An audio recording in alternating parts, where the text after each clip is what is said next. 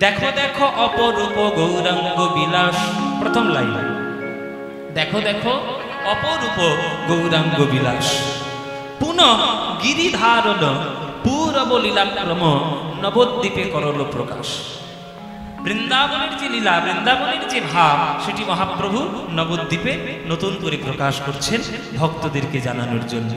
ওগো নবদ্বীপে করল প্রকাশ, নবদ্বীপে করল প্রকাশ, নবদ্বীপে করল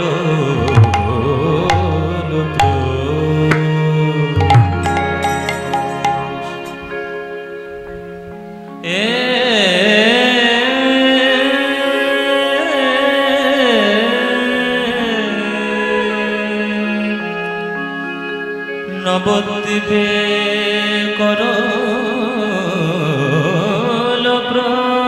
নবদ্বীপে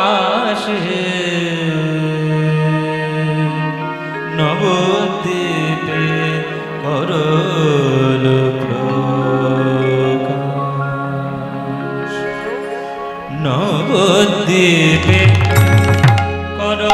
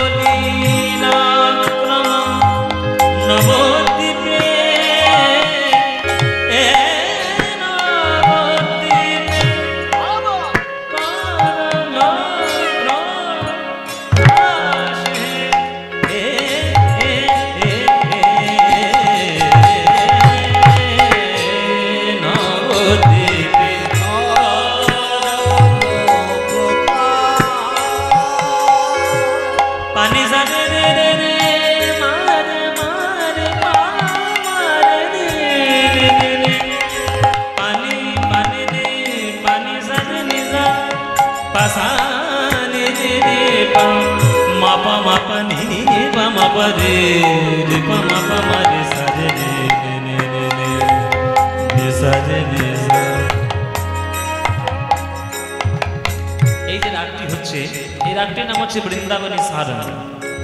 দুপুর বেলার রাগ, যেহেতু এখন আমরা দুপুরের দিকে যাচ্ছি ওই জন্য দুপুর বেলার রাগ বৃন্দাবনী সারণ দিয়ে আমাদের গান আমরা শুরু করলাম।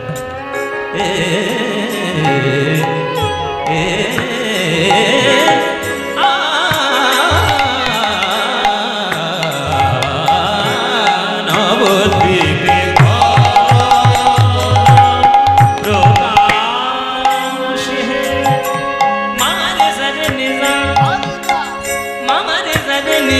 पानी ज़रे निज़ा पानी मा पानी मा नी नी नी नी नी नी नी पानी पा मा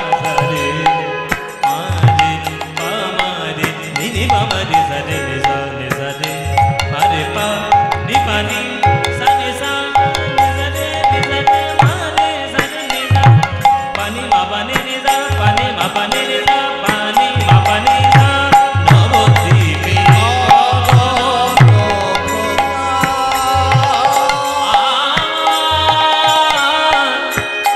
আমার গৌর হরি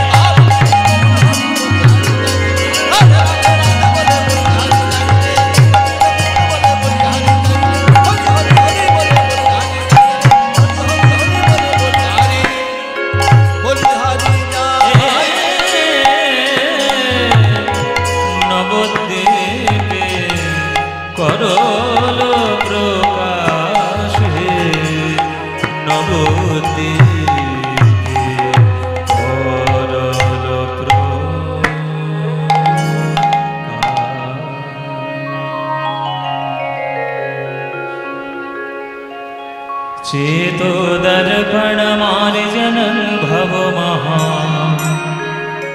दावाग्नि निर्वापनम् श्रेयः कैरव चन्द्रिका वितरणम् विद्यावधू जीवनम् आनन्दाम्बुधिवर्धनं प्रतिपदम् पूर्णामृतस्वादनं सर्वात्मस्नपनं परं विजयते श्रीकृष्ण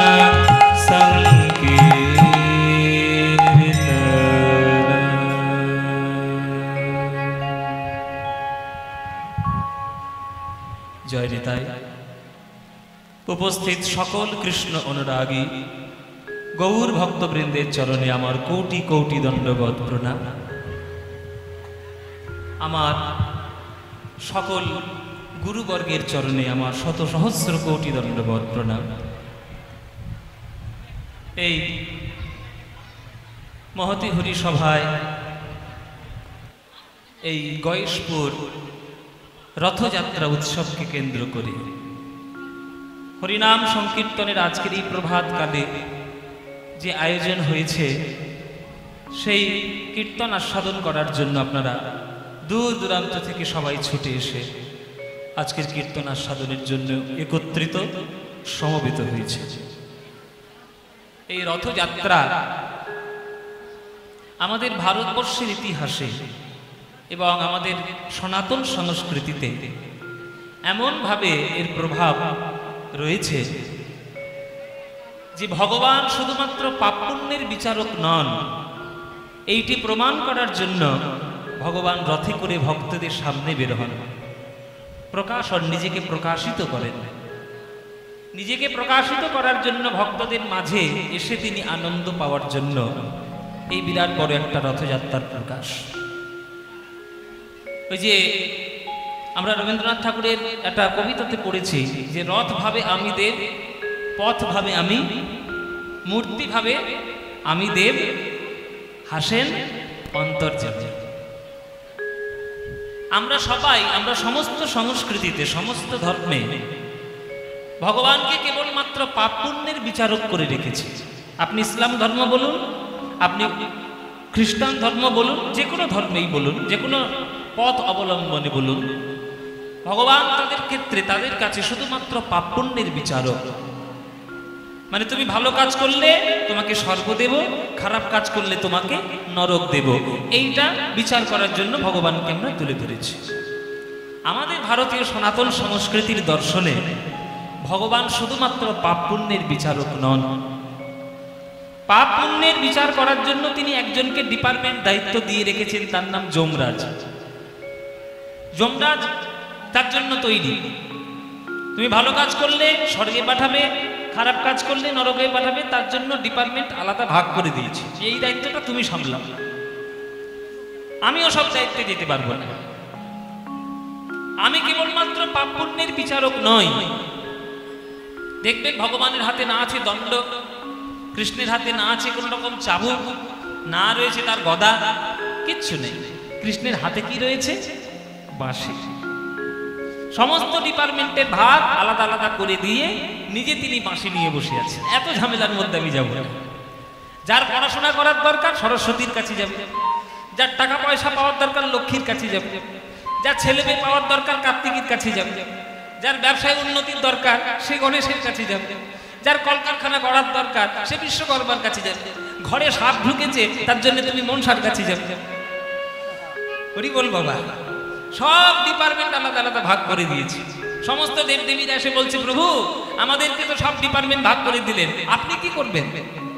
বলে কেন? আমার হাতেই তো বাঁশি রয়েছে, আমারও সব কিছু করার দরকার নেই, অত ঝামেলার মধ্যে আমি যাব না।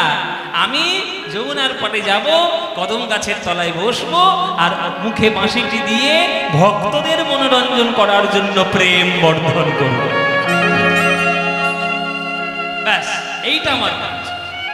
তাই আমাদের সনাতন সংস্কৃতিতে ভগবান শুধুমাত্র পাপ পুণ্যের বিচারক নন, তিনি প্রেম বর্ধক।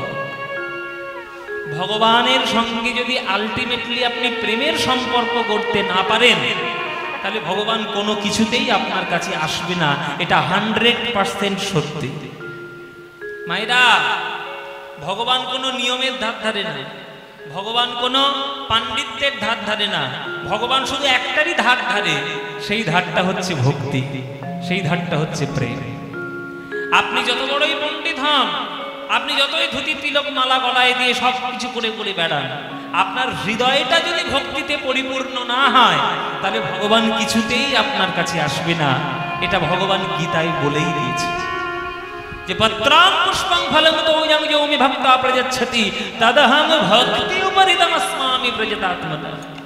তুমি আমায় পাতা দিলে, ফুল দিলে না ফল দিলে আমি কিচ্ছু দেখব না, আমি শুধু দেখব তুমি যখন আমায় ডাকছো, আমার ডাকার সময় তোমার হৃদয়টা প্রেমে পরিপূর্ণ আছে কিনা। যদি ভক্তিতে পরিপূর্ণ থাকে তাহলে তুমি আমার কাছে আন্তরিক, আর যদি তোমার ভক্তি না থাকে কিচ্ছু পাবে না। তাই মায়েরা, আড়ম্বরের দিকে না গিয়ে ভক্তির দিকে এগিয়ে যান। আমরা এখনকার দিনে বেশিরভাগ আড়ম্বর করে ফেলছি বেশি। ভগবানের মন্দিরে যাচ্ছি, একটা করে ঢিল পেতে আসছি, ঠাকুর আমাকে এই দাও, ওই দাও, তাই দাও। আড়ম্বরের বাহার, আড়ম্বরের ঘন ঘটা। ভগবান আড়ম্বর কোনোদিন চান না। যে ভগবান বিশ্ব ব্রহ্মাণ্ড সৃষ্টি করেছে, তার আপনি মানত করার জন্য তার গলে একটা সোনার হার দিলেন, তোমার ওই সোনার হারের জন্য ভগবান বসে আছে? তার রোমকূপ থেকে কোটি কোটি ব্রহ্মাণ্ডের জন্ম হচ্ছে, তুমি তাকে 5 কেজি সোনার হাত দিয়ে মন ভোলাবে? ভগবান ওই জন্য বসে আছে? ভগবান ওটার জন্য নেই। ভগবান তোমার অন্তরের কেবলমাত্র ভক্তির জন্য বসে আছে। তাই ভক্তি যদি তোমার না থাকে, তুমি কিছুতেই ভগবানকে পাবে না। তাই কে কখন আমায় ডাকে আমি দেখবো? আমি যমুনার তীরে বসবো, বাঁশিটা হাতে নেব, আর কে কোথায় কেমন করে ডাকছে আমি দেখবো, ব্যাস, আর আমি কিচ্ছু দেখবো না। তাই মায়েরা, বাবারা, সবাইকে বলছি, আড়ম্বর বেশি করবেন না, ভক্তের মতো হৃদয়ে ভক্তি ধারণ করুন, সাধারণভাবে চলবেন, ভক্তিকে হৃদয়ে ধারণ করবেন, ভগবানের সামনে যাবেন, শুধু দুফোঁটা নয়নের জল দিয়ে তার সামনে এগিয়ে যাবেন, ব্যাস, আর কিচ্ছু দরকার নেই। ওই জন্যেই ভগবান শুধুমাত্র প্রেম চান, অন্য কিচ্ছু চান না। আপনি শুধু প্রেম দিয়েই তাকে ডাকুন, আর কিচ্ছু চাইতে হবে না। তাই যে ভগবান আপনার কাছে আসবেন, সেই ভগবান যদি আপনার হৃদয়ে জায়গা না পায়, তাহলে কোনোদিন ভগবান আপনার কাছে আসবে না। আপনি তাকে মন্দির করে দিলেন, না শ্বেত পাথরের মন্দির করলেন, না সোনার মন্দির করলেন, না রূপোর মন্দির করলেন, কোনোদিন ভগবান দেখবে না। ভগবান আপনার হৃদয় মন্দিরটা দেখবে। ওই জন্যেই কাজী নজরুল ইসলাম একটা গান লিখেছে যে, প্রভু তোমার অন্য কোথাও থাকতে হবে না, তুমি আমার হৃদয়ের মধ্যে এসে থাকো। তোমাকে অন্য কোনো জায়গা দেওয়ার ক্ষমতা আমার নেই। ওই সোনার মন্দির, হ্যাঁ, বিরাট বড় পাথরের মন্দির, ওটা করে দেওয়ার ক্ষমতা আমার নেই। আমার শুধুমাত্র একটাই ক্ষমতা, আমার হৃদয় মন্দির সাজিয়ে রেখেছি, তুমি আমার হৃদয় মন্দিরের মধ্যে এসে বসো, তাই না? হৃদি পদ্মে চরণ রাখো বাবা ঘন শ্যাম, হৃদি পদ্মে চরণ রাখো বাবা ঘন শ্যাম, বাঁকা শিখি বাঁকা নয়ন বাঁকা অঙ্কি মোটাম, শিখি বাঁকা নয়ন বাঁকা অঙ্কি মোটাম, হৃদি পদ্মে চরণ রাখো বাবা ঘন শ্যাম, হৃদি পদ্মে চরণ রাখো বাঁকা ঘন শ্যাম, বাঁকা শিখি বাঁকা নয়ন বাঁকা অঙ্কি মোটাম, শিখি বাঁকা নয়ন বাঁকা অঙ্কি মোটাম, তুমি দাঁড়ায় ত্রিভঙ্গে, দাঁড়ায় ত্রিভঙ্গে, ওগো অধরে মুরলী ধরি, দাঁড়ায় ত্রিভঙ্গে, অধরে মুরলী ধরি, অধরে মুরলী ধরি, দাঁড়ায় ত্রিভঙ্গে, অধরে মুরলী ধরি, কথাগুলো শুনুন। হৃদি পদ্মে চরণ রাখো বাঁকা ঘন শ্যাম, বাঁকা শিখি পাখা নয়ন বাঁকা বঙ্কি মোঠা। আমার হৃদয়টাও তো একটা পদ্ম ফুল, হৃদয় পদ্ম ফুলের মধ্যে তোমার চরণ রূপী পদ্ম রাখো, কেননা হৃদয় ছাড়া তোমার চরণে দেওয়ার মতো আমার কাছে কিছু নেই। আমি বাজার থেকে সোনা দানা গয়নাগাটি কিনে নিয়ে এসে তোমার চরণে দেব, সে ক্ষমতা আমার হয়নি, সে সামর্থ্য আমার হয়নি। সেটা তুলসী দাসের ক্ষমতা হলো না, আমি তো সামান্য মানুষ, কেউ পারেনি। না মীরাবাই তার চরণে সোনা দিয়েছে, না হরিদাস ঠাকুর তার চরণে হিরে দিয়েছে, না তুলসীদাস তার চরণে রূপো দিয়েছে, কিচ্ছু দেন না। তাহলে তারা ভগবানকে পেল কি করে? তারা সব কিছু বাদ দিয়ে হৃদয়টা দিয়েছে। তাই আমি তোমার হৃদয়টা দিতে চাই, তুমি হৃদয়ের মধ্যে থেকে এসে আমার হৃদয়ে তোমার চরণটি রাখো। হ্যাঁ, ভগবান বলছে তোর হৃদয়ে আমি যাব, কেমন করে তুই আমার হৃদয় দেখতে চাস? তোর হৃদয় আমাকে কেমন ভাবে দেখতে চাস? ওই জন্য কবি বলছে যে তুমি এমন ভাবে দাঁড়াবে যেমন বৃন্দাবনে দাঁড়াতে। তুমি দাঁড়ায়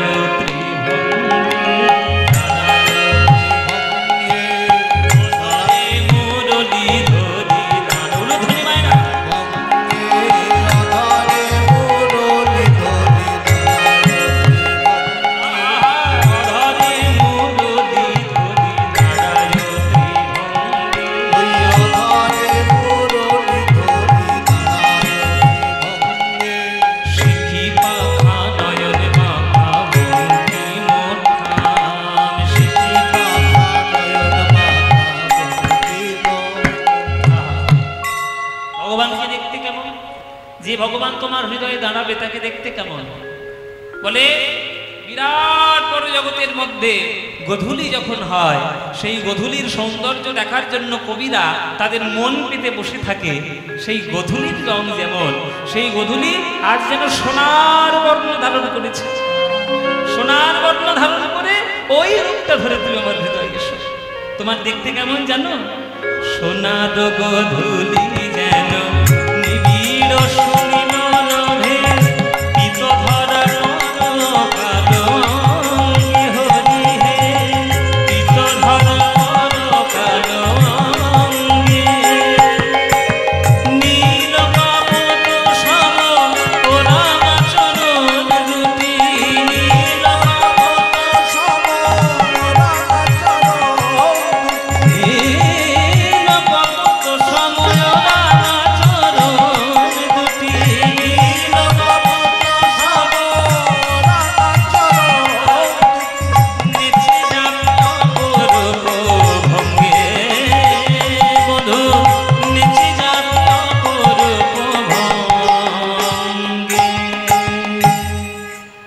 যেন নুপুর বাজে,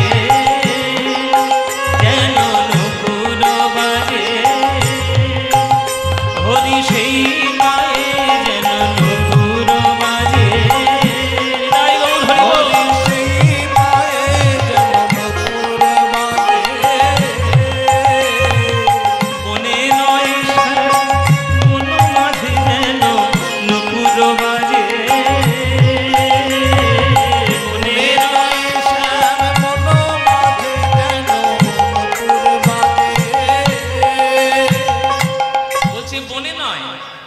রোজ রোজ তো যমুনার তীরে তোমার চরণের নুপুরটি বাজাও, আজকের বনে বাজিও না, আমার হৃদয়ের মন্দিরের মধ্যে সে বাজাও। আহা, কত সুন্দর ভাব দেখুন নজরুল ইসলাম। এই যে আমরা জাত পাত ধর্ম বর্ণ নিয়ে বিচার করি, দেখুন তো নজরুল ইসলামের সৃষ্টিগুলো একবার ভালো করে লক্ষ্য করে দেখেছেন যে তার গানের মধ্যে কতটা নিবেদনের ভাব। নিবেদনের ভাব না থাকলে গান লেখা যায় না। বলছে প্রভু আমার হৃদয়ের মধ্যে যেন তোমার চরণের নুপুরটা বাজে। রোজ রোজ বৃন্দাবনের ধুলায় তুমি বাজে বেড়াও, রোজ রোজ তুমি যমুনার তীরে গিয়ে তোমার চরণের নুপুর বাজাও। বৃন্দাবনটাও যেমন একটা জঙ্গল, তেমনি আমার হৃদয়টাও জঙ্গল। বৃন্দাবনের মধ্যে শুধুমাত্র ফুল লতা পাতা সেগুলোর জঙ্গল, আর আমার মনের মধ্যে কাম ক্রোধ লোভ মোহ মদ মাৎসর্য হিংসা বিদ্বেষ জাল জুয়া চুরি এই নোংরার জঙ্গল। কিন্তু তোমার চরণের পদ্ম যদি একবার সেই হৃদয়ে পড়ে, আমার দৃঢ় বিশ্বাস যে আমার হৃদয় থেকে সকল কলুষতা দূর হয়ে আমার হৃদয়টা সঠিক পদ্ম ফুলের মতো বিচার করবে। কি অপূর্ব কথা। ওই যে বলছে যেন নুপুরও বাজে, সেই পায়ে যেন নুপুরও বাজে, যেন নুপুর বাজে, যেন নুপুর বাজে, হরি সেই পায়ে যেন নুপুর বাজে, হরি সেই পায়ে যেন নুপুর বাজে। আমার বনে নয় শ্যাম মন মাঝে যেন নুপুর বাজে, বনে নয় শ্যাম মন মাঝে যেন নুপুর বাজে। ওই চরণে জড়ায় পরানো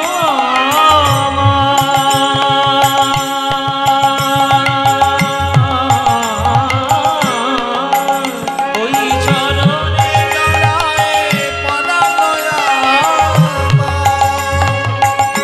বধু হে,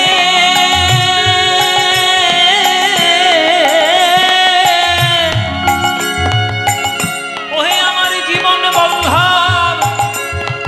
তোমার চরণে যে নুপুরটি আজ তৈরি হয়েছে, ওই নুপুরি যেন সোনার নুপুর নয়, আমার জীবনের যত দুঃখ দিয়ে তোমার চরণের নুপুর বানিয়েছে। ওই চরণে জড়ায় পরানো আমার, ওই চরণে জড়ায় পরানো আমার, যেন মঞ্জির হয়ে বাজে, যেন মঞ্জির হয়ে বাজে, যেন মঞ্জির হয়ে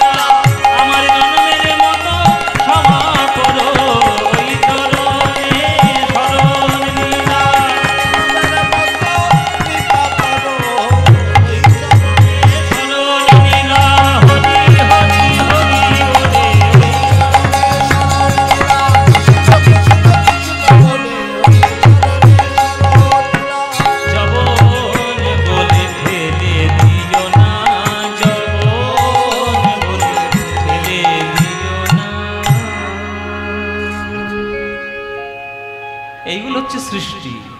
এই হচ্ছে সৃষ্টি, যে সৃষ্টির মধ্যে ভগবান আর ভক্তের মনের কথা একদম পূর্ণভাবে লুকানো, সেটাই সৃষ্টি। দেখুন এই একটা গানের মধ্যে নজরুল ইসলাম যে ভক্তিকে সঞ্চয় করেছেন, সেই ভক্তি আমাদের পেতে গেলে জনম জনম লেগে যাবে। তাই জাত পাত ধর্ম বর্ণ মহাপ্রভু নিজেই মানতেন না, আর আমরা যদি মানি তাহলে মহাপ্রভুর পথের প্রতীক আমরা নই।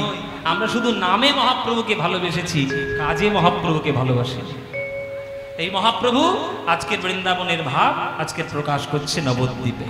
শোনো নবদ্বীপবাসীগণ, শুনে না, ভক্তির পুজো ছাড়া অন্য কারোর পুজো চলবে না।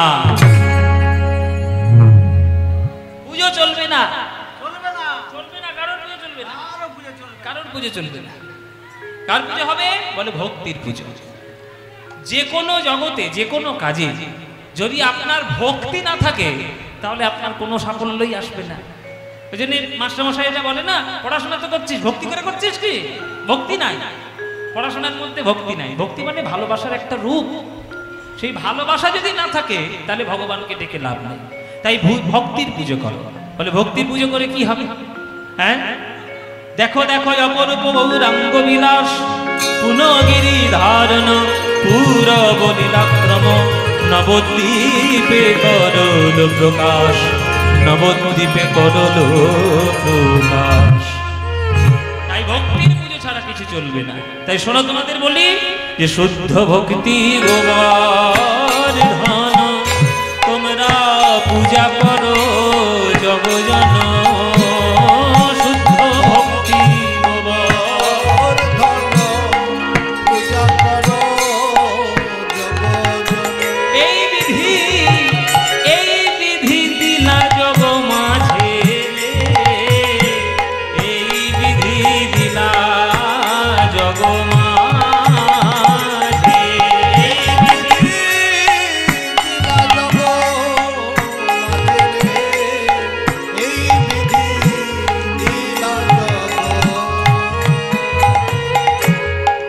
এই যে কি হয়েছে? এই যে তোমাদের কি হলো কি? এই যে পপকর্ন খাবার চিন্তা করছে, দেখেছো? এই যে সামনে বসে আছে, দেখে না, কিন্তু শুনতে এসেছিল পপকর্ন খেতে এসছে। বলে বাবা খিদে পেয়েছি, কি করবো? উল্টো রথ দেখা হবে, কি গো মায়েরা? ভক্তির পুজো ছাড়া অন্য কারোর পুজো চলবে না। এই কথাটা যখন মহাপ্রভু নবদ্বীপে প্রকাশ করলেন, প্রচার করলেন, তখন সবাই তো আর ঘাস খেয়ে চলে না। নবদ্বীপের সব লোক হচ্ছে পণ্ডিত, সব পড়াশোনা জানা মানুষ, শিক্ষিত মানুষ। তারা বলছে এই যে নিমাই, চোখের সামনে জন্মাতে দেখলাম তোমার, তুমি যা বলবে সেটাই হবে নাকি? সব পড়াশোনা ছেড়ে দিয়ে, বেদ বিদ্যা ছেড়ে দিয়ে সবাই ভক্তির পিছনে দৌড়ালে হবে? কি করবো ভক্তির পুজো করে? বলে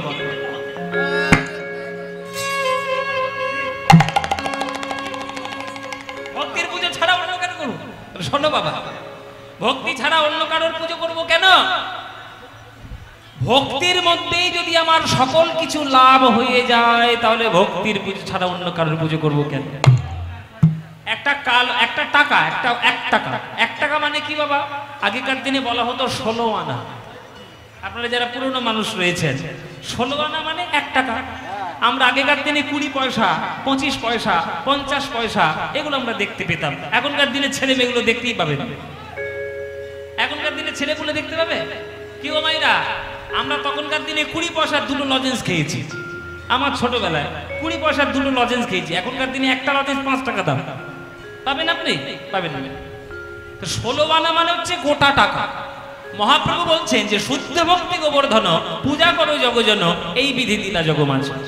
এবার নবদ্বীপের লোক বলছে তো তোমার ভক্তির পুজো করে আমাদের লাভটা কি হবে? শুনি, লাভ না হলে হবে? আগে লাভটা শুনবো, তারপরে করব কি করব না ভেবে দেখবো। লাভটা বলো আগে। বলে কি লাভ? শোনো, একবার যদি তোমরা সঠিক ভক্তির পুজো করো, 16 আনা লাভ তোমাদের হয়ে যাবেই যাবে। হ্যাঁ, 16 আনা লাভ হলে নাকি পুজো করবে? তাহলে হিসেবটা দাও বাবা, 16 আনা লাভ কি করে হচ্ছে আগে বুঝে নি। বলে শুনে নাও, শ্রবণাদি নম আর কল্পতরু ময় শ্রীমা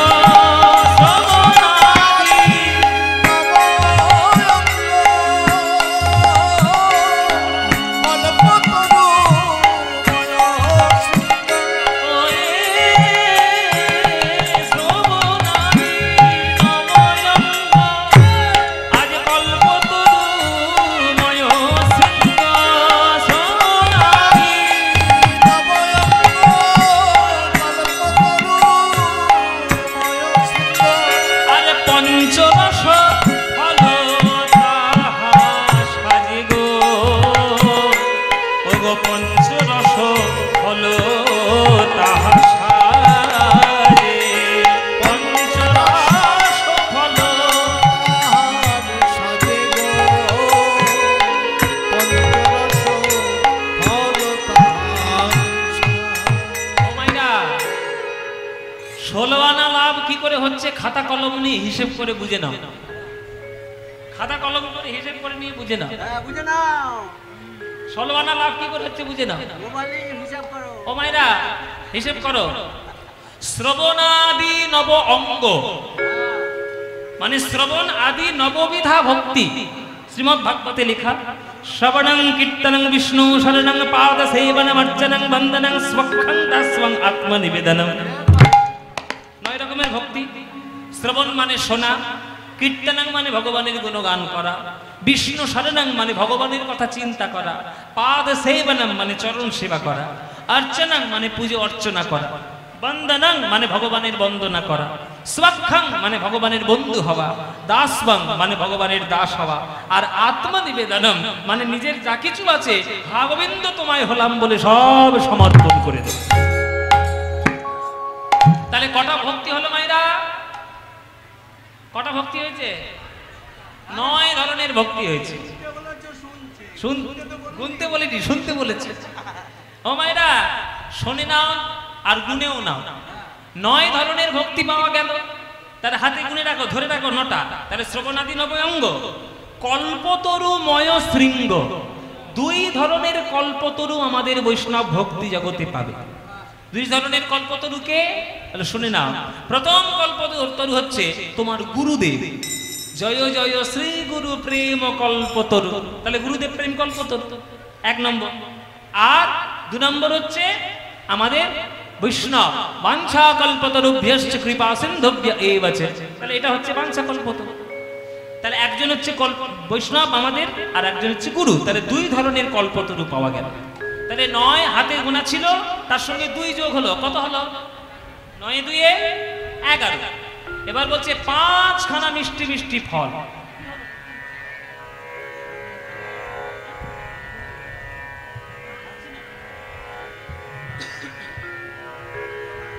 বলছে 5 ধরনের মিষ্টি মিষ্টি ফল। 5 ধরনের মিষ্টি ফল কি কি? আম, কলা, জাম, লিচু, পেয়ারা না, এইটা নয়। 5 ধরনের রস রয়েছে। 5 ধরনের রস কি কি? শান্ত, দাস্য, সখ্য, বাৎসল্য, মধুর। তাহলে 5 ধরনের ফল মিষ্টি মিষ্টি পাওয়া যাবে। তাহলে এই যে 5 ধরনের মিষ্টি ফল পাওয়া গেল, তাহলে 9 ধরে শিখছিলাম, তার মধ্যে 2 যোগ হলো 11। তাহলে 11-র সঙ্গে 5 যোগ করলে কত হবে? হ্যাঁ, তাহলে 16 কলা মিল হলো কিনা? 16 আনায় মিল হলো কিনা? ব্যাস, 16 আনা মিল হলেই সব কিছু হয়ে গেল। তাহলে দেখুন, একবার কীর্তন গানের মধ্যে 16 আনা লাভ হলো।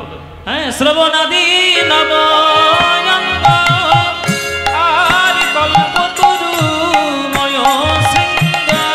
শ্রবণাদি নব অঙ্গ কল্পতরুময় শৃঙ্গ। শ্রবণাদি নব অঙ্গ কল্পতরুময় শৃঙ্গ। শ্রবণাদি নব অঙ্গ কল্পতরুময় শৃঙ্গ। ভগ পঞ্চরস ফল তাহা সাজে, তোমরা পূজা করো ভাই, অন্য কোন গতি নাই। পূজা করো ভাই,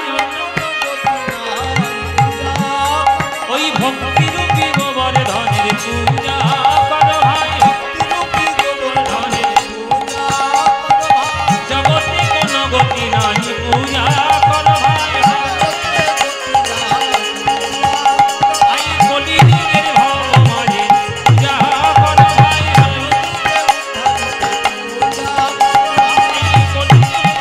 ওই হরি হরি হরি বলা ভক্তি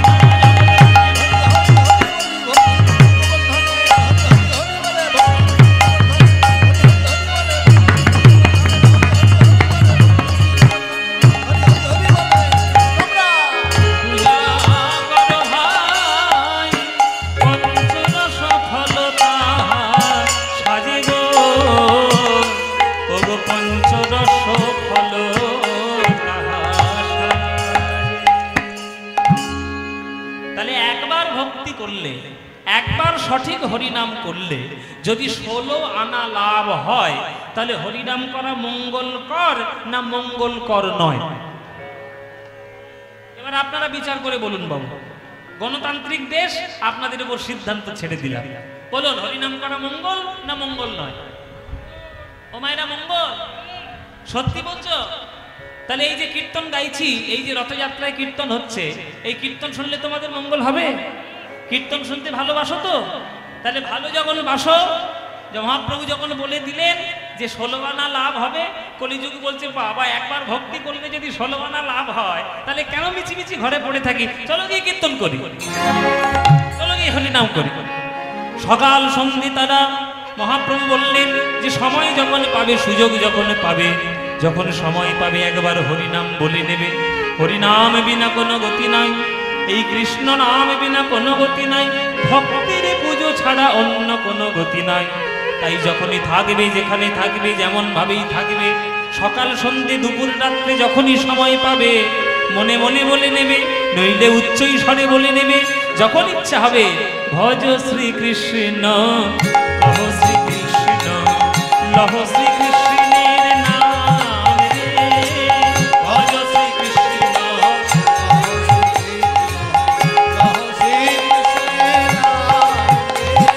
ওগো যে জনা শ্রীকৃষ্ণ ভজে, সে হয় আমার প্রাণ রে, যে জনা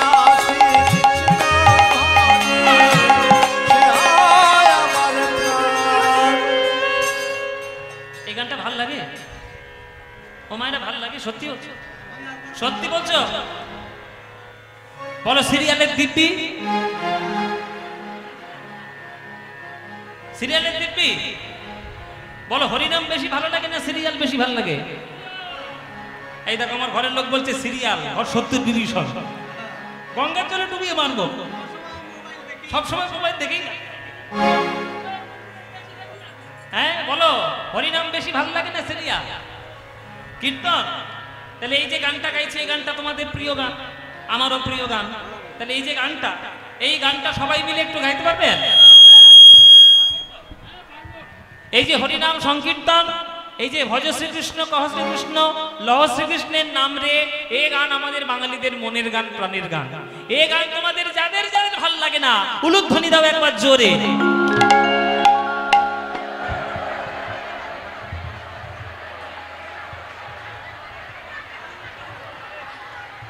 দেখো কাণ্ড, দেখো কি হইলো, দেখো কি করলে। সিরিয়াল দেখে তো নিঘাত সিরিয়াল থেকে ঢুকেছে এইখানে। হ্যাঁ আমি কি বললাম আর কি করলে? আমি বলেছি যাদের যাদের ভাল লাগে না তারা উলুধ্বনি দাও, উলুধ্বনি বলে জিভ ফসকে বেরিয়ে গেছে। তা ভুল যখন কি মায়েরা হয়েছে, তো ভুল বলে বাবের গতি দিয়ে ফেলেছি, বাবা বুঝতে পারিনি। তা ভুল যখন হয়েছে এবারে শুধরে নাও। এইবার যারা যারা এই গান ভালোবাসো, এইবার উলুধ্বনিটা তারাই দাও দেখি। বাহ, না না ভালোবাসো, ভুল করে দিয়ে ফেলেছে কি করবে? তা ভুল যখন করেছো এবার শুধরে নাও। এইবার করতালি দিয়ে আমার সঙ্গে তোমরা গাইতে পারবে এই গানটি? ব্যাস, আজকে উল্টো রথ কিন্তু মনে রেখো। হ্যাঁ আজকে উল্টো ভাবে যাবে গান। হ্যাঁ আজকে জিলাপি ভাজা খাবে, ওই তার হচ্ছে উল্টো। তো শুনে নাও মায়েরা, উল্টো রথ যখন হয়েছে, আর এই পবিত্র একটা দিনে যখন এই গয়েশপুরে কীর্তন শুনতে এসেছো, সকালবেলায় দুপুরবেলায় যেই সময় হোক না কেন, সবাই মিলে করতালি দিয়ে এই গানটা আমার সঙ্গে গাইতে হবে। পারবেন তো নাকি? চলুন দেখি কেমন পারে। ভজ শ্রীকৃষ্ণ, কহ শ্রীকৃষ্ণ, লহ শ্রীকৃষ্ণের নাম রে, বলো।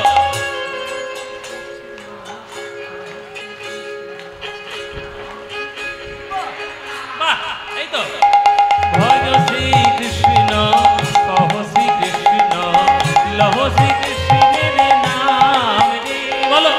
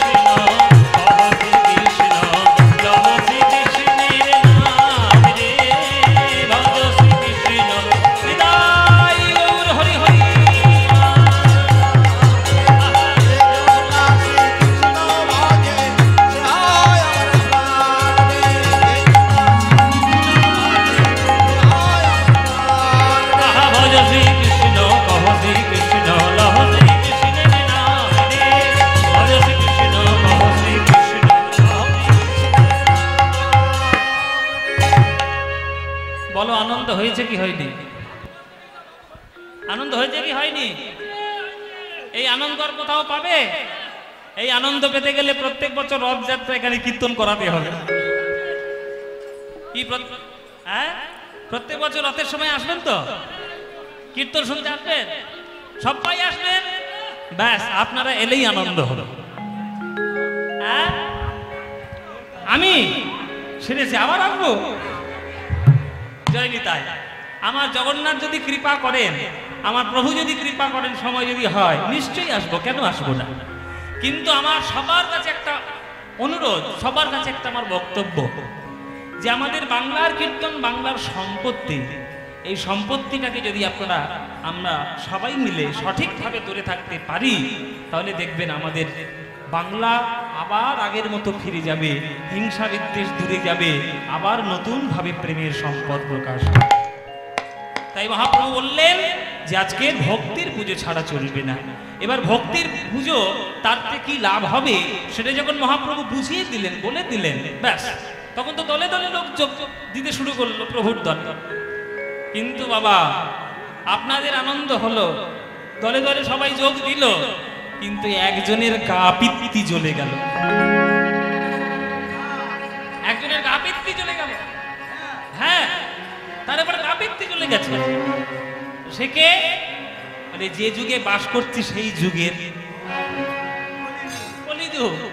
এই যে কলিযুগ, কোন যুগে বাস করছো মায়েরা? কলিযুগে বাস করছো। সেই কলিযুগের গা পিত্তি গেল জ্বলে। বলে কেন? কলিযুগের বক্তব্য হলো এইটা, যে আমার যুগে জন্ম নিয়ে সবাইকে তুমি হরি ভক্তি করে নিয়ে চলে যাবে, আমি তাহলে রাজত্বটা করবো কাকে নিয়ে? হ্যাঁ, চোখের সামনে জন্মাতে দেখলাম নিমাই, সেই নিমাই দুদিনের ছেলে, সে সবাইকে হরিনাম করিয়ে ভক্ত করে নিয়ে চলে যাবে। এত বড় সাহস নিমাই তো আমি দেখ।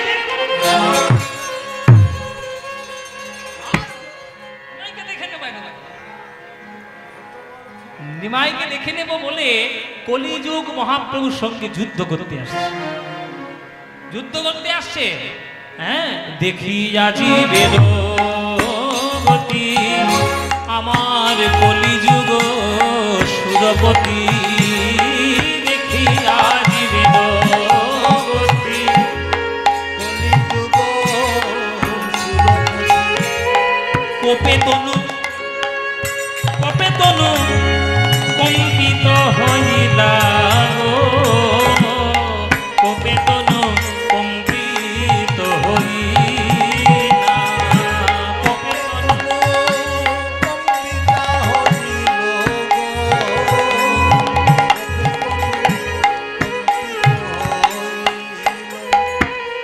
কলিযুগ ছুটে আসছে, মহাপ্রভুর সঙ্গে যুদ্ধ করবে। তাহলে এত বড় সাহস? আমি কলিযুগ, আমার কোথায় কাজ হচ্ছে সবাইকে নরকে নিয়ে গিয়ে ঢোকাবো, আর ওই নিমাই দুদিনের ছেলে সবাইকে হরিভক্তি করে নিয়ে চলে যাবে। নিমার সঙ্গে যুদ্ধ করব, যুদ্ধ করবো নিমাইয়ের সঙ্গে। তাহলে এই মহাপ্রভুর সঙ্গে যুদ্ধ করার জন্য কলি ছুটে আসছে। কাদের কাদের সঙ্গে নিয়ে ছুটে আসছে? শোনো, দেখিয়া জীবের গতি কলিযুগ সুরপতি, কোপে তনু কম্পিত হইলা।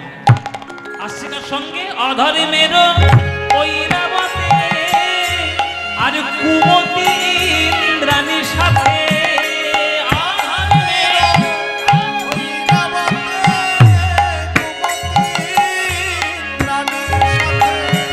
সৈন্যতে সাজিয়া আসিল।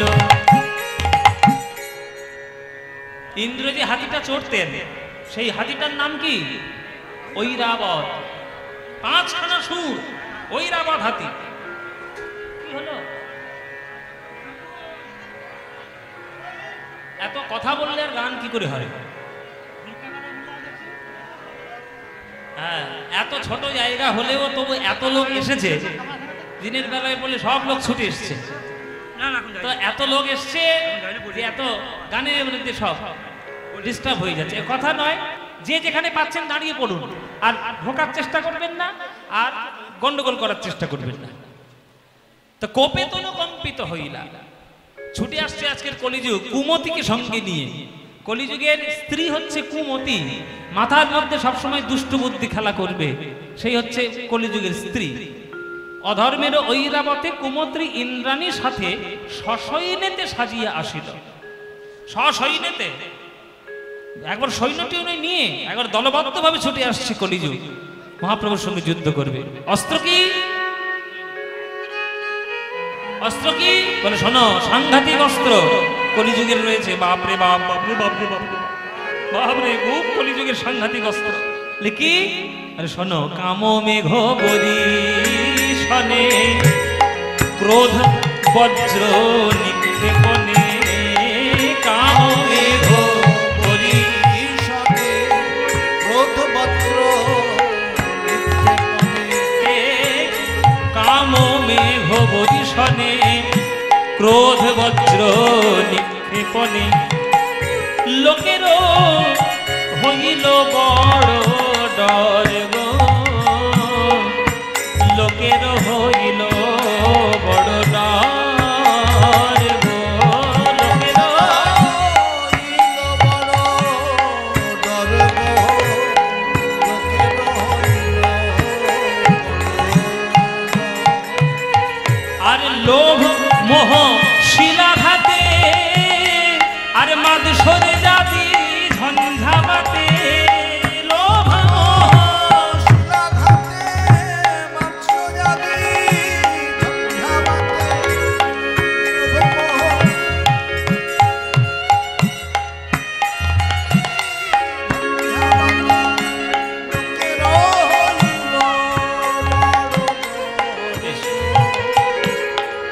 লোভ মোহ শিলাঘাতে মাদ সরে যাবি ঝঞ্ঝাবাতে, ধৈর্য ধর্ম উড়ে নিরন্তর গো, আজ উড়ে গেল গো, উড়ে গেল গো, ধৈর্য আর ধর্ম, উড়ে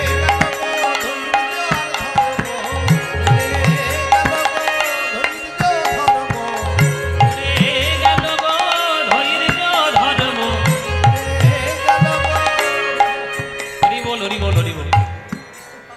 বাহ, নাম ধরে ধরে মালা নিয়ে এসছে। বড় আশা ছিল যে পদ্ম পলাশ আসিলে পদ্মের মালা দিয়ে গলা ভরাবো, তাই আমি সকাল থেকে ফুল তুলে ওনার গলা আলো করলাম। এই যাক জগন্নাথ, যাক। জয় নিতাই, জয় নিতাই। হরি বল। আমার মনের আশা জয় নিতাই। বাহ, নাম ধরে ধরে মালা দিয়েছে।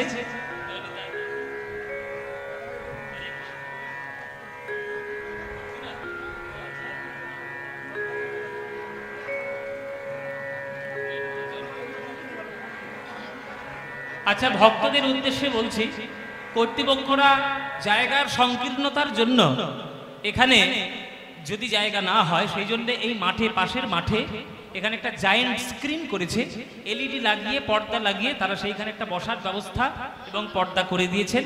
যারা এখানে বসতে দাঁড়াতে যাদের অসুবিধা হচ্ছে, এখানে ভিড়টা না জমিয়ে আপনারা ওই মাঠটায় চলে যান, একবারে বড় পর্দায় একেবারে বড় করে আমাকে দেখতে পাবেন। আমাকে এখানে ছোট ছোট দেখলেও ওইখানে বড় বড় দেখবেন, কোনো চিন্তা নেই। কর্তৃপক্ষ সমস্ত ব্যবস্থা করেছে। হ্যাঁ, আর কর্তৃপক্ষদের একটা নিবেদন, তাদের একটা অনুরোধ, আপনাদের চরণে এই বিরাট বড় রথযাত্রা উৎসব এবং এই এত বিরাট বড় হরিনাম সংকীর্তনের যে অনুষ্ঠান, এই অনুষ্ঠানে আজকে যারা যারা কর্তৃপক্ষের সদস্যবৃন্দগণ আছেন, তারা আপনাদের চরণ প্রান্তে মহাপ্রভুর পথের পথিক হয়ে আঁচল নিয়ে, পাত্র নিয়ে আপনাদের চরণে ভিক্ষা করতে যাবে।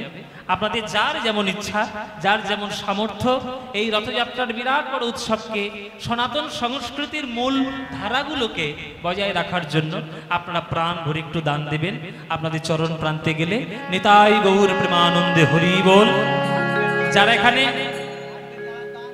হ্যাঁ হ্যাঁ, ওরে বাপরে, আজকে একটা অফার আছে, আমার পিসমশাই বলছে। এনাকে চেনেন তো? এই যে আমার ডান দিকে আজকে যিনি বাজাতে এসেছেন, এনাকে চেনেন তো? এনাকে আপনারা সবাই চেনেন, কেননা আমার গুরুর ডান দিকের যিনি শ্রীখল বাদক, আজকের অনুরোধ করে আমার সঙ্গে ডেকে নিয়ে এসেছি পিসেমশাই। তো আমি পিসেমশাই বলে ডাকি, যেহেতু আমি আমার গুরুকে কাকু বলেই সম্বোধন করি, ওই যে পিসেমশাই বলে ডাকি। তো আপনাদের এই গয়েশপুর, উনি আগে এসছেন গুরুর সঙ্গে, এখানে গান করে গেছেন। আজকে আমার সঙ্গে এসছে, নয়নের সঙ্গে আবার বাজাতে এসছে। তো আজকে সুযোগ পেয়েছি, ডেকে নিয়ে এসছি। আজকে একটু গান বাজনা হবে বলে, একসঙ্গে একটু গান বাজনা করবো বলে। তো আমি পিসেমশাই অফার দিচ্ছি, আজকে 100 টাকা দিলে 200 টাকা ফেরত পাবেন। কোথায় ফেরত পাবেন কোনো ঠিক নেই, কচু কোনেও পেতে পারেন, আলু বাগানেও পেতে পারেন, কোনো ঠিক নেই, কিন্তু পাবে।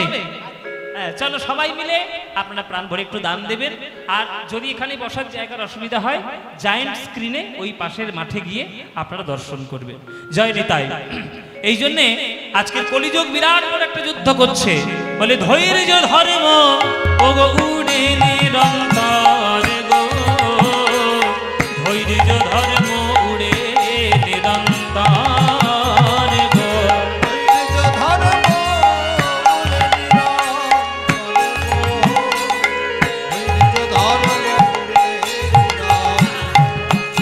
ওগো উড়ে গেল গো ধৈর্য আর ধর্ম, উড়ে গেল গো ওই কলিযুগের ঝঞ্ঝাবাতে, উড়ে গেল গো।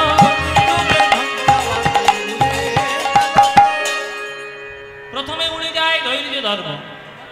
কলিযুগের যারা বাস করে তাদের মধ্যে মূল বৈশিষ্ট্য হচ্ছে তাদের ধর্মও নাই আর তাদের ধৈর্যও নাই।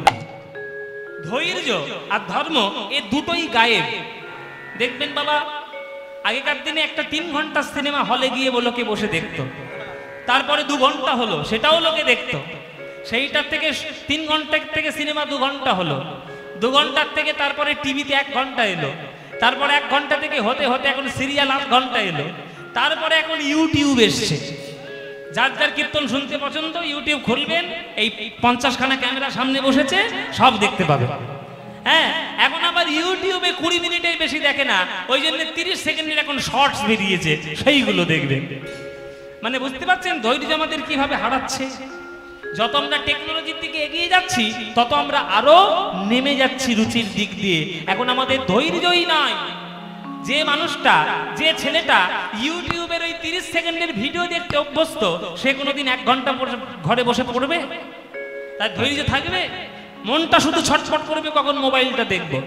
তাহলে এই ধৈর্যটুকু আমাদের কলিযুগের মানুষের মধ্যে নাই। আর ধর্ম, ওরে বাবা, সে তো অনেকদিন আগেই উড়ে গেল।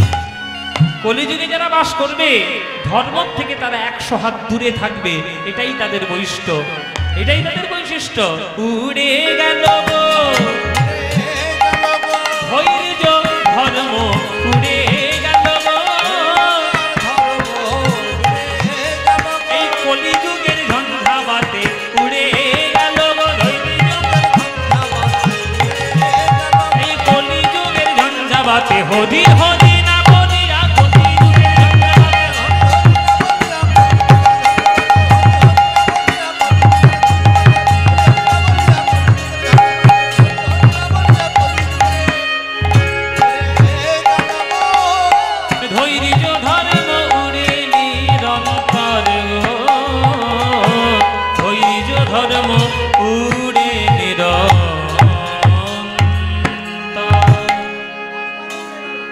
একেবারে সব উড়ে গেল।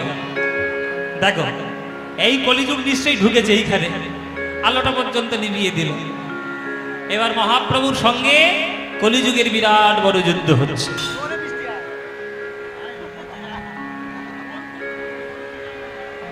কলিযুগের সঙ্গে যুদ্ধ হচ্ছে। এই যে উঠবেন না একদম, কলিযুগ এসছে, এই সব কলিযুগের প্রভাব। বলে বেটা, উল্টো রথের দিনে কীর্তন শুনতে এসছি, কত ধৈর্য তোদের দেখবো। এবার ধৈর্য থাকলে বসো, ওঠো। যাইনি তাই কলিযুগ তার সমস্ত কিছু ঝঞ্ঝাবাত তৈরি করলেন। কাম, ক্রোধ, লোভ, মোহ, মদ, মাৎসর্য, এই 6টি অস্ত্র দিয়ে আজকে কলিযুগ যুদ্ধ করছে। আস্তে আস্তে জয়নিতায় যেখানে যেখানে ছায়া পাবেন, শেড পাবেন, ঢুকে পড়ুন। বেশিক্ষণ বৃষ্টি হবে না, এক্ষুনি থেমে যাবে, কোনো চিন্তা নেই। জগন্নাথ আমাদের উপরে আছেন, কোনো ব্যাপার না। হ্যাঁ, আজকে রথের দিন একটু তো হবেই, কোনো চিন্তা নেই, এটা প্রভুর কৃপা। পুষ্পবৃষ্টি। তো আজকে কলিযুগ যুদ্ধ করছে মহাপ্রভুর সঙ্গে। মহাপ্রভু লক্ষ্য করলেন যে কলিযুগের কাম, ক্রোধ, লোভ, মোহ, মদ, মাৎসর্য, এই 6টি অস্ত্রের প্রভাবে যারা সাধারণ কলিজীব, তারা তো আজ পথভ্রষ্ট হয়ে তারা ভক্তির পথে ছেড়ে দিয়ে তারা বিষয়ের পথে গমন করেছে। মহাপ্রভু মনে মনে ভাবলেন, আমি যতক্ষণ না গৃহত্যাগ করব ততক্ষণ এরা আমার গুরুত্ব বুঝবে না। তাই মহাপ্রভু মাত্র 24 বছর বয়সে এই সকল ভক্তদের মনের মধ্যে ভক্তি রস প্রকাশের জন্য নিজের মায়ের কথা ভাবলেন না, নিজের স্ত্রীর কথা ভাবলেন না, সকল কিছু ছেড়ে দিয়ে তিনি মাত্র 24 বছর বয়সে সন্ন্যাস হয়ে তিনি চলে গেলেন। সন্ন্যাস হয়ে চলে গেলেন। মহাপ্রভুকে যারা বদনাম দিত, মহাপ্রভুকে যারা বদনাম দিত, আজকে তারা পর্যন্ত ভাবতে বাধ্য হলো যে হ্যাঁ, আজ নিমাই আমাদের জন্য প্রেম নিয়ে এসেছে, নিমাই আমাদের জন্য হরিনাম নিয়ে এসেছে। তাই মহাপ্রভু কি করলেন? দেখিয়া জীবের ভয় আমার শ্রী চৈতন্য দয়াময়, দেখিয়া জীবের ভয় শ্রী চৈতন্য দয়াময়। উপায় চিন্তিলা মনে মনে গো, ভক্ত ভাব সারধার তিনি নিজে করি অঙ্গীকার। ভক্ত ভাব সারদার নিজে করি অঙ্গীকার। ভক্তিগিরি,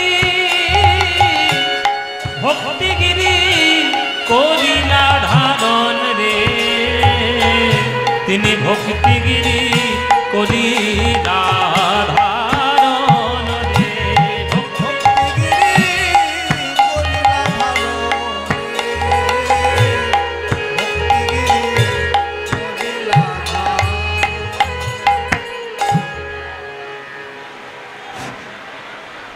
আজকে এই আসরে শিল্পী ব্যতীত কেউ স্টেজে থাকবেন না, কারণ আমাদের নানান দিক থেকে নানা রকম অবজেকশন আসছে।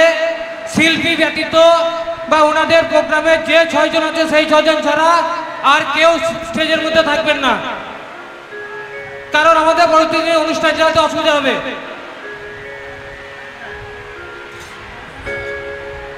হরি বল।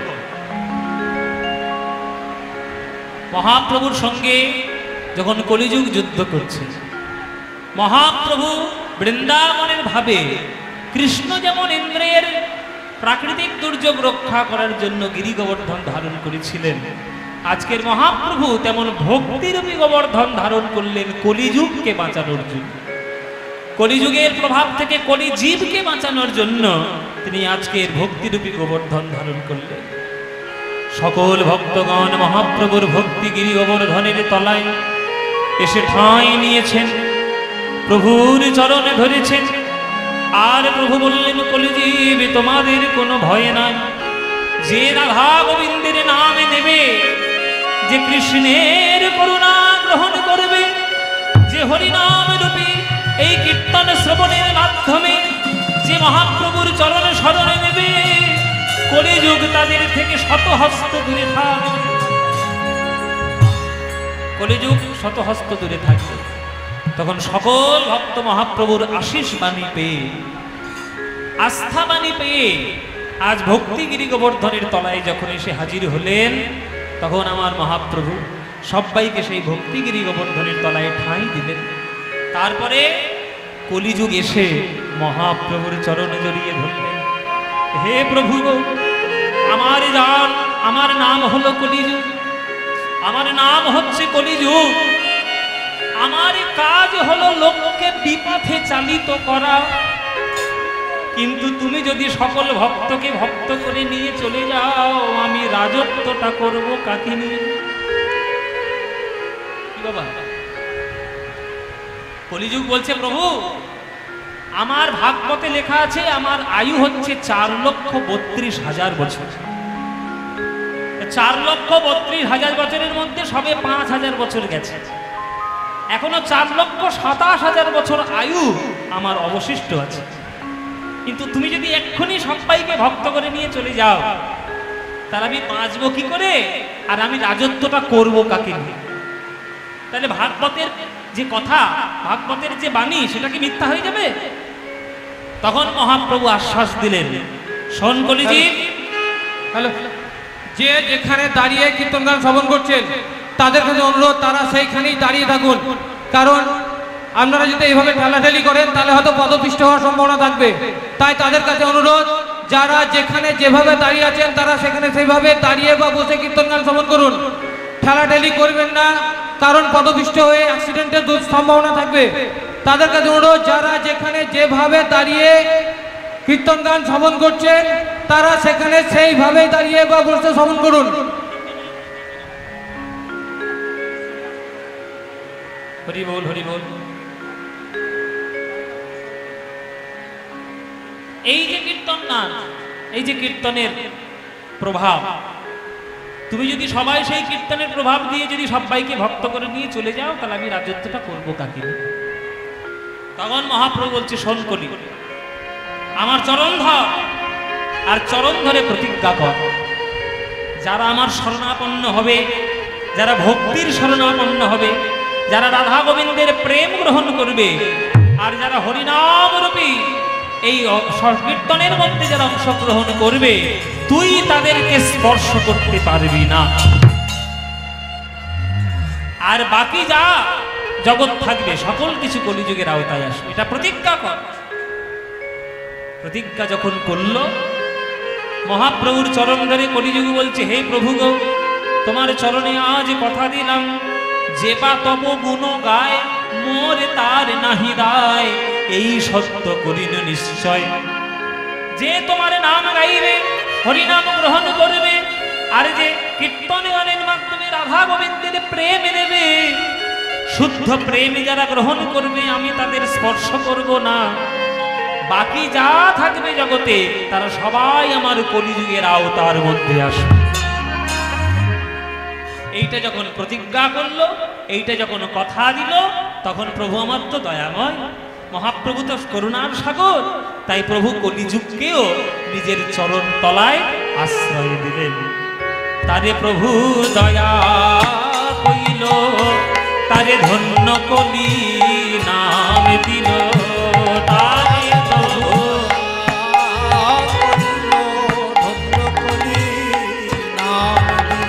অদ্যপিহ ঘোষায় সংসার গো, শ্রী চৈতন্য দাসে মানে গিরি গোবর্ধন লীলার ছলে। হরিবল হরি দাসে বলে গিরি গোবর্ধন লীলার ছলে। যুগে যুগে জগত উদ্ধার গো, এই কলিযুগ ধন্য, কলিযুগ ধন্য, কলিযুগ ধন্য, অবতীর্ণ শ্রী চৈতন্য। কথাটা শুনে নিন, কলিযুগ ধন্য বলে কেন? বলে অবতীর্ণ শ্রী চৈতন্য। বিশ্বব্রহ্মাণ্ডে কটা কলিযুগ হয়? 994টা কলিযুগ হয় ব্রহ্মার সারাদিনের মধ্যে। ব্রহ্মার সারাদিনের মধ্যে 994টা কলিযুগ হয়। সেই 994টা কলিযুগের মধ্যে কোন কলি শ্রেষ্ঠ?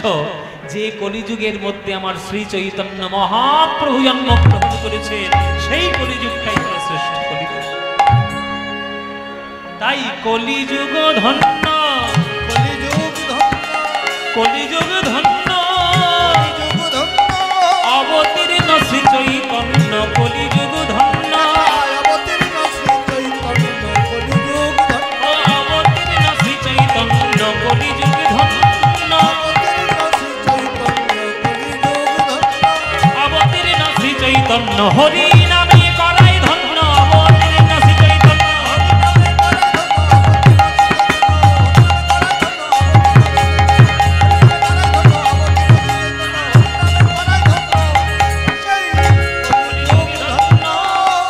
যুগে যুগে জগত উদ্ধার গো, যুগে যুগে জগত উদ্ধার গো, ও যুগে যুগে জগত উদ্ধার গো, ও যুগে যুগে জগত উদ্ধার গো, ও যুগে যুগে জগত উদ্ধার গো, ও যুগে যুগে জগত উদ্ধার গো, ও যুগে যুগে জগত উদ্ধার গো, ও যুগে যুগে জগত উদ্ধার গো, ও যুগে যুগে জগত উদ্ধার গো, যুগে যুগে জগত উদ্ধার গো, ও জগত উদ্ধার। গৌরচন্দ্রিকা আমাদের সমর্পণ হলো। আমরা গৌরচন্দ্রিকা দর্শন করলাম, দেখলাম যে বৃন্দাবনের ভাব কেমন করে মহাপ্রভু কলিযুগে নবদ্বীপে ভক্তদের মাঝে প্রকাশ করছেন। এইবার আমরা বৃন্দাবনে যাব, গিয়ে দেখব কৃষ্ণের গিরি গোবর্ধন ধারণ লীলা। কৃষ্ণ কেমন করে বৃন্দাবনে গিরি গোবর্ধন ধারণ করেছিলেন, কেন করেছিলেন, কি তার কারণ, কেন গিরিকোট থেকে এলো, কি বর্ণনা, সব তত্ত্ব আজকের আমরা আস্বাদন করব বৃন্দাবনে। চলুন সবাই মিলে বৃন্দাবনে যাই। দেখেছেন বৃষ্টি থেমে গেল, কোনো চিন্তা নেই, ও বৃষ্টি হবে না, ও যা করার করে দিয়ে পালিয়েছে। এবার আপনারা ধৈর্য ধরে একটু শুনবেন গিরি গোবর্ধন ধারণ লীলা। হ্যাঁ, একদম ঠান্ডা পরিবেশ করে দিয়েছে, দরদর করে ঘামছিলাম, একদম ঠান্ডা হয়ে গেল, সব প্রভুর কৃপা। চলুন এবার বৃন্দাবনে যাই। আপনারা যারা যারা গান শুনছেন বৃন্দাবনে কারা গিয়েছেন হাত তুলুন দেখি।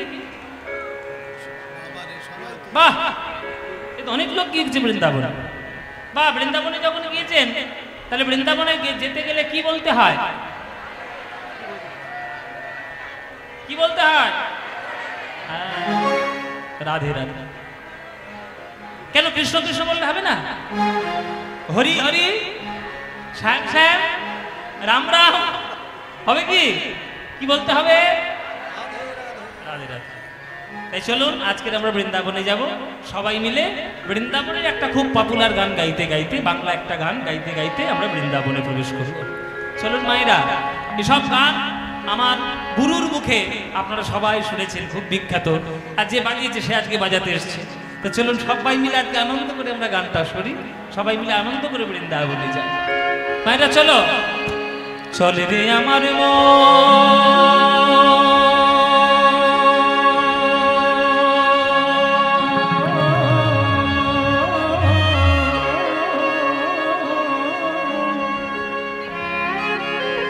মধুর বৃন্দাবন,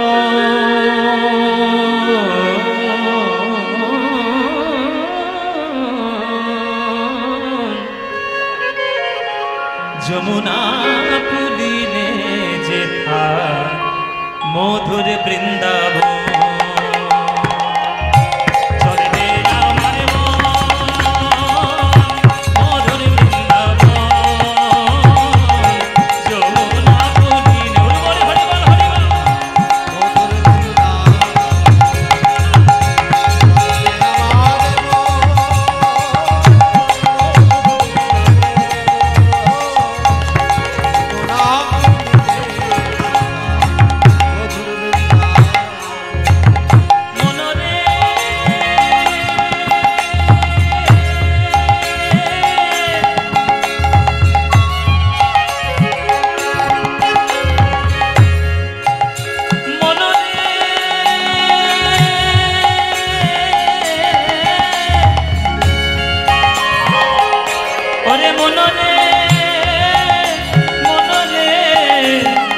চল রে মধুর বৃন্দাবন,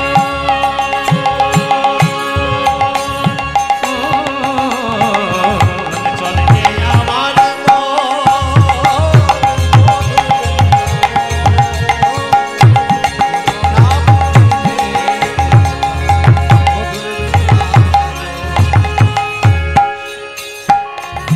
সেথায় যাবি প্রেম পুরাবি, পানি ধামারে ধরে নিজা ধনে পাধা বাবা গামা পা গামা পা গামা পা, সেথায় যাবি প্রেম পুরাবি, আর রাধা কৃষ্ণের দিনে পাবি।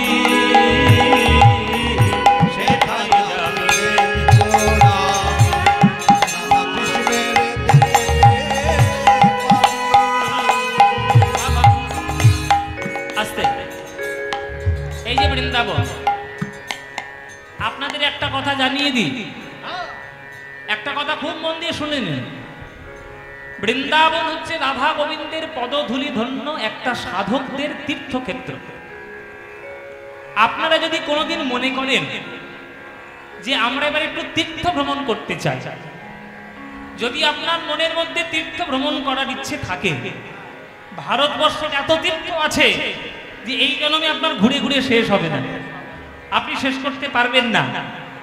তাই ভারতবর্ষ এমন তীর্থময় একটা ভূখণ্ড, যে তীর্থধামে যদি আপনার যাব বলে আপনি মনস্থির করেন, আপনাদের সবার কাছে আমার করজোড়ে প্রার্থনা, দয়া করে, আমি হাত জোড়ে করে বলছি, দয়া করে বাবা, দয়া করে অভক্তদের সঙ্গে করে নিয়ে তীর্থে যাবেন না। কথাটার গুরুত্ব বুঝবেন। অভক্তদের সঙ্গে নিয়ে তীর্থে যাবেন না, কেননা অভক্তরা তারা তীর্থের পবিত্রতা বোঝে না, তারা তীর্থের মাহাত্ম্য বোঝে না, তারা তীর্থের গুরুত্ব বোঝে না। তারা শুধু আপনার পয়সাটা নষ্ট করবে আর হোটেল খুঁজবে আর বাথরুম খুঁজবে, এইটা করার জন্য তারা তীর্থে যায়। এই যে রথ, এই যে রথের সময় দেখবেন লক্ষ লক্ষ ভক্ত পুরীধামে যায়, রথের দড়ি ধরে টানে, ভাব ভক্তি নিয়ে অনেকে যায়, কিন্তু বেশিরভাগ যায় শো অফ করার জন্য, লোকের দেখানোর জন্য। তারা শুধু সমুদ্রে স্নান করতে যায়, গড়াগড়ি দিতে যায় আর হোটেল খোঁজে, বাথরুম খোঁজে, জগন্নাথ দেখার তাদের কোনো চিন্তা নাই। তাই আপনারা যদি তীর্থ যাবেন বলে মনে করেন, অভক্তদের সঙ্গে করে নিয়ে যাবেন না, ভক্ত সঙ্গে তীর্থে যাবেন। ভক্ত সঙ্গে তীর্থে গেলে আপনার আধ্যাত্মিক উন্নতি আরো বাড়বে। অভক্তদের সঙ্গে করে নিলে সব সর্বনাশ হবে, অভক্তদের সঙ্গে নিয়ে যাবেন না। আর বৃন্দাবনে যদি যেতে চান, জেনে রাখবেন রাধারানীর কৃপা ছাড়া বৃন্দাবনে ঢোকার আপনার অধিকার এখনো পর্যন্ত হয়নি। পকেটে অনেকের পয়সা থাকতেই পারে, কিন্তু সবার বৃন্দাবনে প্রবেশ করা হয় না, কেননা বৃন্দাবনে রাধারানীর করুণা না হলে বৃন্দাবনে প্রবেশ করা যায় না। বৃন্দাবনে ওই ধুলোটা মারতে হয় আর রাধা গোবিন্দের প্রেমটা পেতে হয়। সেথায় যাবি প্রেম কুড়াবি,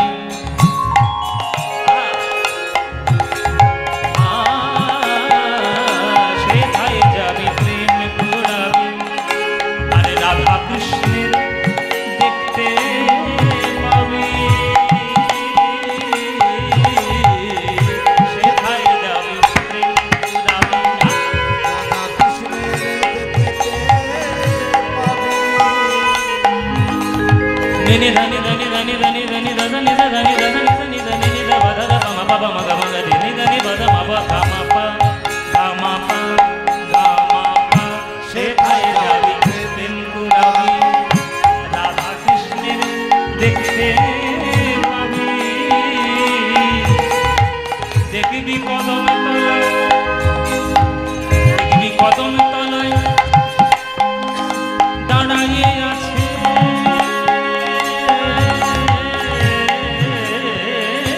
কদম তলায় দাঁড়ায়ে আছে, কদম তলায় দাঁড়ায়ে আছে। কদম তলায়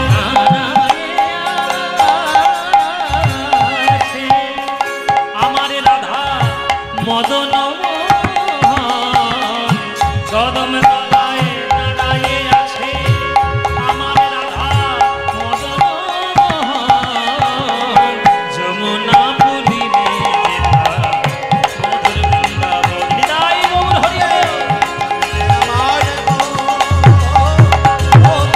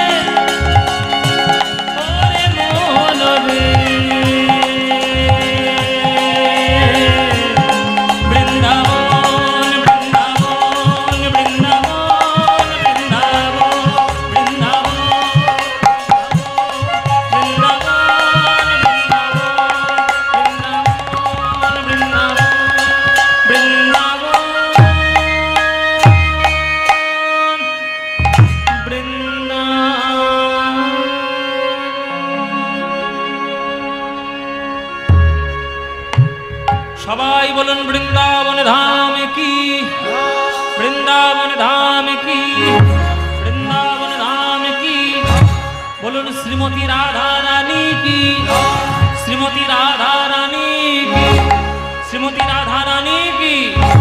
बोलो प्रेम से राधे राधे, बोलो राधे राधे, बोलो राधे राधे। वृंदावन सखी भुवन वितनोति कीर्ति, यदि देवकी सुत पदाम्बुजलब्ध लक्ष्मी, गोविंद वेणु मनमात्र मयूर नृत्यं, प्रेक्षादि सान्य परतान्य समस्त सत्यम्। अन्ताय मधुर हरिदास वर्यो, यद रामकृष्ण चरण स्पर्शो प्रमोद, मानं तानति गोवनयस्तयोर्यत्, पानीय सुजवस कंदर कंदमूलये।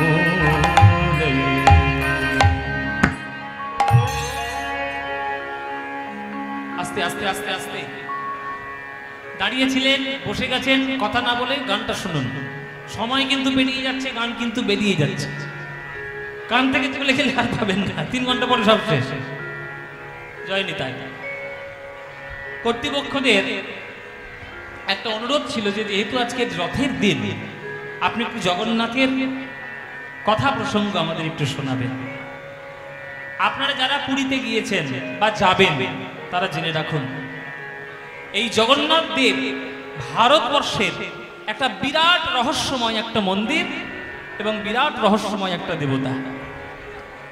দর্শনের দিক দিয়ে তিনি বিরাট, আর তিনি আধ্যাত্মিকতার দিক দিয়েও বিরাট। আমি যদি আগে দর্শনের দিকটা বিচার করি, আপনারা দেখবেন যে জগন্নাথের অক্ষি, জগন্নাথের চোখ, জগন্নাথের চোখের কিন্তু কোনো পলক নাই। আছে জগন্নাথের চোখে কোনো পাতা আছে? পাতা নাই। আমাদের আগেকার দিনে ঋষি মুনিরা যা যা কিছু করে গেছেন সবটা সায়েন্টিফিক বাবা। সেই বিজ্ঞানটা আমরা বুঝতে পারি না, তাই আমরা আমাদের ধর্মকে আমরা ব্যাকডেটেড বলে মনে করি। বুঝতে পারি না, না খেতে পারলে আঙুর ফল টক, এটাই হচ্ছে আমাদের দশা। এখনকার দিনের বিজ্ঞান বুঝবে না। এই যে অক্ষি, এই যে আঁখি, দেখবেন জগন্নাথের চোখটা মাঝখানে ভীষণ ভাবে কালো, আর তার চারিদিকটা কিন্তু সাদা রঙিন। এটার দর্শন হলো যে আমাদের সায়েন্টিস্টরা, বিজ্ঞানীরা আবিষ্কার করেছেন যে বিরাট বড় একটা কৃষ্ণ গহ্বরের মাধ্যমে আমাদের এই জগৎটা প্রস্ফুটিত হয়েছে। কালো আছে বলেই আজ আলোর এত গুরুত্ব। এই আলোটা তৈরি হয়েছে কালোর থেকেই, ওই জন্যে। আর সেই এই যে অক্ষি পলক বা অক্ষি পল্লব, যেটা চোখের পাতা, চোখের পাতা মানে তো বিশ্রাম। জগতে সকল কিছু বিশ্রাম নিতে পারে, কিন্তু গোবিন্দের সৃষ্টি কখনো বিশ্রাম নিতে পারেন না। গোবিন্দের সৃষ্টি কখনো বিরাম নিতে পারেন না, সেটা অনবরত সৃষ্টি হয়েই চলেছে। সেই সৃষ্টির মাধ্যমে ধ্বংসও রয়েছে, সেই সৃষ্টির মাধ্যমে আবার নতুন ভাবে গড়াও রয়েছে। ওই জন্য চোখের অক্ষি পল্লব নাই। হ্যাঁ, সর্বক্ষণ তিনি জাগ্রত, ভক্তদের সেবায়, ভক্তদের প্রেম দেওয়ার জন্য ভগবান জাগ্রত। চোখের তার পাতা নেই। আর এই বিরাট বড় কৃষ্ণ গহ্বরের মাধ্যমে জগৎটা সৃষ্টি হয়েছে। এখনকার দিনে বিজ্ঞানীরা বিশ্বাস করছেন যে আমাদের জগতে ব্ল্যাক হোল বলে একটা জায়গা আছে, যেখানকার গ্র্যাভিটি অনেক বেশি শক্তিমান, এখানকার সময় সেখানকার সময় অনেক পার্থক্য। সেইখানে যদি 1 মিনিট কাটানো যায় ব্ল্যাক হোলের মধ্যে, আমাদের এখানে শত শত বছর কেটে যাবে। এত টাইমের গ্যাপ থাকবে, এত সময়ের গ্যাপ থাকবে।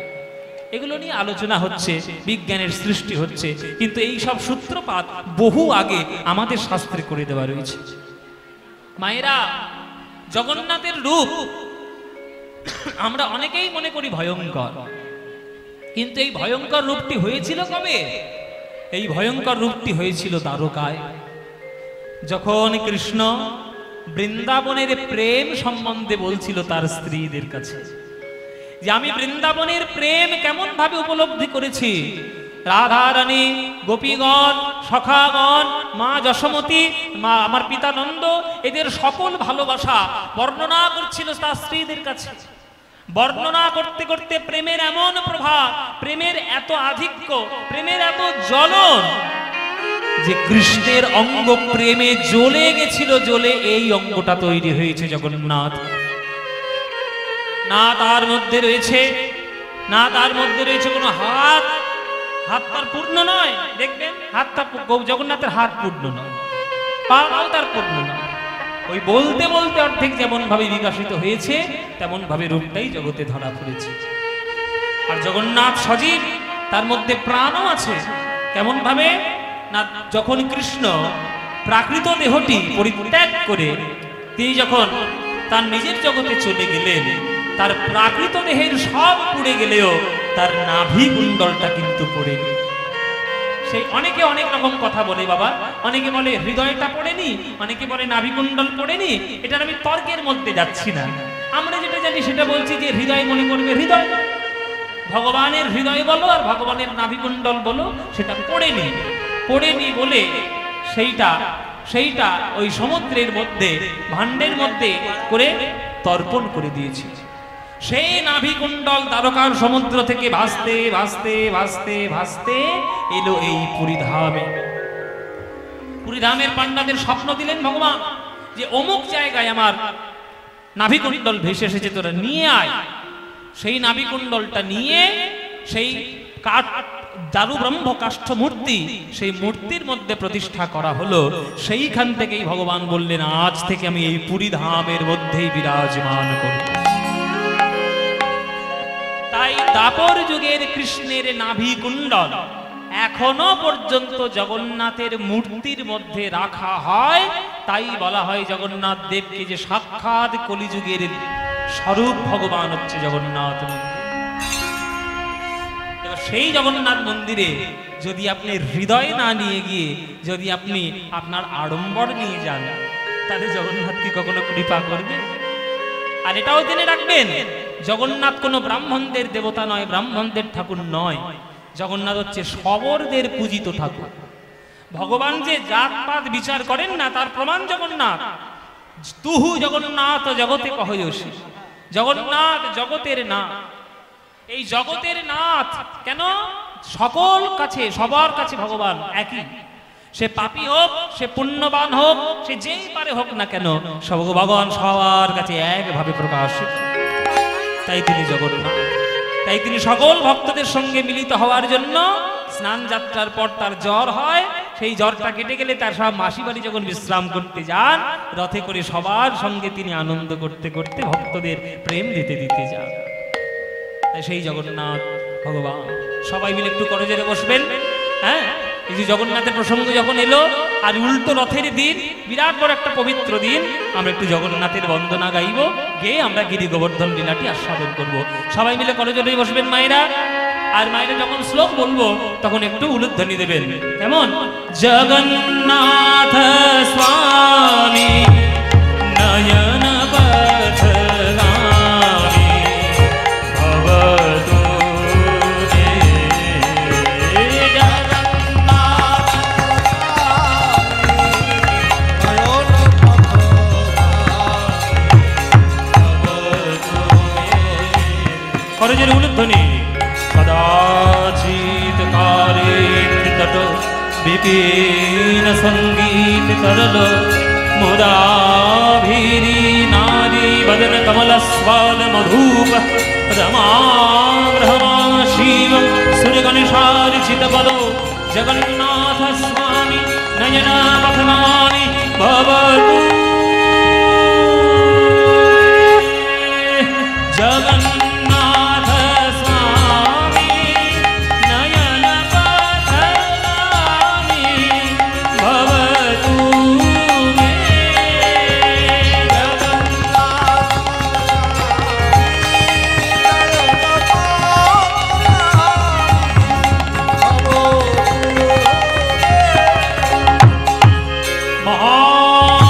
महाभौमस्थिरे कणकरुचिरे नील शिखारे वहन प्रसादान्तः सहज बलभद्रेण बलीना मध्यस्थ सुभद्रा सकल सूर सेवा सरलो जगन्नाथ स्वामी नयन पथगामी भवतु मे।